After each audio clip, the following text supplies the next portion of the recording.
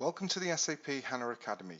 My name is Bob, and in this series of videos we'll be looking at SAP S4 HANA. In this series of videos we'll be looking at how to use core data services.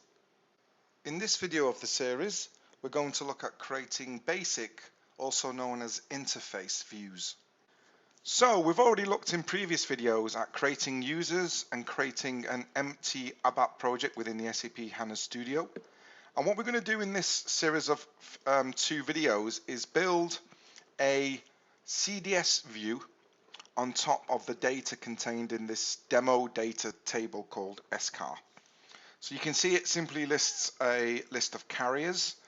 It's in a demo database called SFly, and it lists the various carriers, the ID, and the currency code. We're just going to expose this for your OData as a gentle introduction into the concept of CDSs. So what we need to do is go back to our ABAP perspective and we create our CDSs here. Now the thing about CDSs, it's not written in ABAP, but the objects will exist in the ABAP repository. Essentially it's a combination of both OpenSQL and a various list of annotations. The annotations then further define the view as well as all the data elements within that CDS. So again, we're going to build ourselves one of these basic views on top of that table here. So the first thing we need to do is we've built our empty package. I'm going to now go right click and I'll select new. And if I go to other ABAP repository object and go down, we've got core data services, and essentially you've got two various options. You've got a DCL and a DDL. So at a very high level, the DCLs are used for security. So they enable you to do things like row level security. We're going to cover those in another series of videos, and instead we're going to focus on these things called DDLs. So I'll select DDL source and I'll click next. Now this is going to go in the temp package, so there's nothing we need to change here, but we might need to add a description and a name. Now what we're essentially doing is creating a view on that carrier table in SFly. This is the description I'm going to give, so it's to do with airlines, it's a private view, and it's a VDM interface view. But when you build these CDS views, they share a namespace and therefore should not interfere with productive or delivered views. So basically it means that you must have a naming convention. So for example, I'm going to create myself a view with the following name. So the syntax is normally ZX, which means it's a development workspace. Then you need to give a name. So this is normally the two letters from your user. So I'm going to do SH for the user. Then I'm going to do I, because it's what's called a basic view. Now you're going to see there are differences between basic views and consumption views. A basic view would essentially hit the raw data in your tables. In between you've got a series of views, and at the top you've got what's called a consumption view. This is what your analytics or your OData would then be exposed to.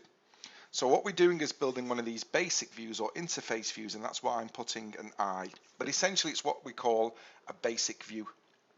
Then I'm going to give the name of the view, which is underscore airline, like so. So if we give it this name, we're adhering to a naming convention. So then I'll select next. Now the next screen will give us our selection of transport requests. Now transport requests enable you to move content from system to system, and these can be used for productive CDS views, but because these are local CDS views that we're using, they're not really necessary. We're going to cover this option, of course, in other videos.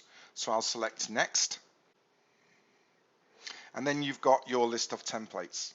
Now these cover the most common use cases, such as doing joins between different tables or associations. And so we'll just now need to click on finish. Now what you'll notice is when the CDS is created, several default annotations are automatically added, and we'll have a look at what those mean later on. So firstly, it's a good idea to change this view name because we added an underscore. So all I'm going to do is add an underscore here, and I'll change this to a I. So that syntax now will go.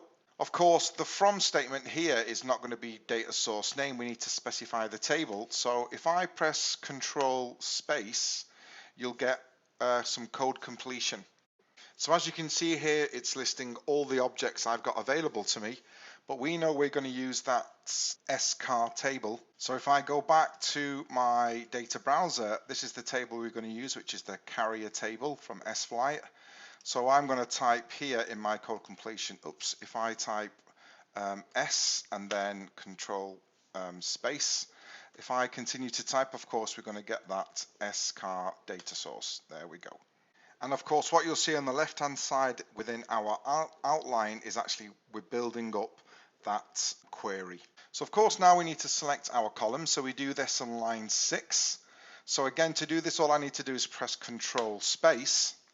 And then we've got the option to insert all our various elements. So I'm going to select here car ID, which is just the ID. It gives you data type information. And we'll give it an alias, so I'm going to just put as airline, just like a normal SQL alias. Now to add more columns, of course, you just add these below.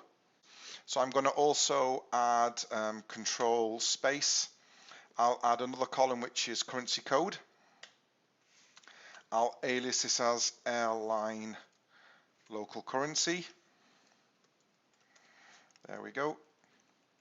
And then we'll add another column. So I'll just press space here. And we're going to add another column which is the airline URL, which is essentially URL here. So it's this column here. And again, you've got the data type information on the right hand side. This is the airline URL. And I'm going to give this an alias as airline URL. There we go. Of course, because we're building up this view, you can see the objects in the select list of the view, the source table. So you can see how this outline is actually quite useful to check syntax. Now, the next part is to deal with these annotations. So we'll have a look at them. So the first one is the ABAP catalog SQL view name. Essentially, it's going to be the same as the view, but it's going to have no underscores. So it's going to be ZXSHI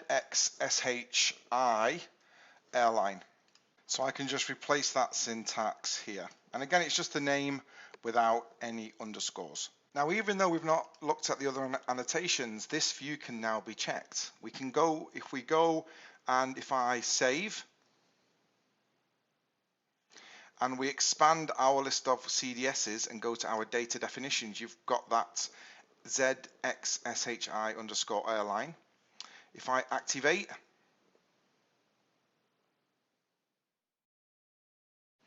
we can see it activated OK. And of course, to test, if I right click and go to data preview like a normal view, we're testing the view now. So again, of course, we've got the airline aliased, the airline local currency, and of course, lastly, that airline URL. So to deal with the other annotations, and there's lots and lots of these annotations, and we're only going to cover the principal ones in this video. So another one that you might want to change is this end user text label. So I'm going to take out private view VDM. That's kind of more of a technical name, and I'm just going to put this as airline. Basically, I'm changing this to something that is more end user readable or translatable. And this text label is exposed on objects within your OData services. So I've changed that again to airline just to make it more readable. So as I inferred at the beginning of the video, there are different types of views. This is what we call a basic view. So to indicate whether it's a basic, a composite, which is kind of like in between a basic and or a consumption view, we need to specify that here with a special annotation. So this is going to be good to show you how you add annotations. You can imagine it's very easy. I do the ampersand. The annotation I want to include is VDM, and then you've got obviously the drop down. So I'm going to add VDM.viewType. Now, if I'm not sure what the options are, again, if I press Control Space, these are the different types. You've got a basic view, which again is used to directly access your database tables. And these are actually private in that the end user never accesses them directly. You've also got the option of a composite view. Now this is the basis underlying view for analytics, and it's used to combine different views with what are called associations. We're going to have a look at that in a later video. And lastly, you've got these consumption views. So this is the end user view, which is accessible through an analytic front end or is used to publish to OData, for example. So for us, this is our basic view. We're hitting the raw table, so I'll select basic, and you can see here that we've got no errors. So later, because we want to do some analytics using these views, we're going to add another annotation, and that annotation essentially indicates that this is a dimension type of table. So to do this, I'm going to do an ampersand and type analytics. We've got that analytics data category. So if I select data category and I press a control space again, you've got different levels. You've got whether it's an aggregate, whether it's a cube, a fact. This is a dimension. It's a very, very simple example. Now, some of the annotations you only see at the top of your CDS, and there's a different set of annotations you'll see if you're within a select statement. So to give you a simple example, if I go to the top and I type a ampersand S and type semantics, nothing comes up. Nothing is coming up because this annotation only works within the select statement. So if I basically go here to my local currency and I go above the column and type ampersand, if I type seman, you'll see that some of these annotations appear. So to add a semantic, which is basically a way of describing the data, what I'm going to do is for the currency code, I'm going to say semantics and then dot currency code equals true. So I'm inferring, of course, that this is a currency code. And we can, of course, apply this as well to a URL. So if I type at and then type semantics, all I'm going to do is I'm going to infer that this is a URL. So if I type semantics and then I type .url, like before, I can add a colon and indicate that this is a URL, like so. You can see this also indicated on the left-hand side. So just a few things. One thing is that because we want to expose this as OData, we need to define a key. So of course our carrier ID is our primary key. Again, going back to the table, this is going to be our unique identifier. So what I'm going to do here is I'm simply going to say that's the car ID. I'm going to type the word key, which indicates it's a key. And then lastly, one thing we haven't been through is this access control authorization check.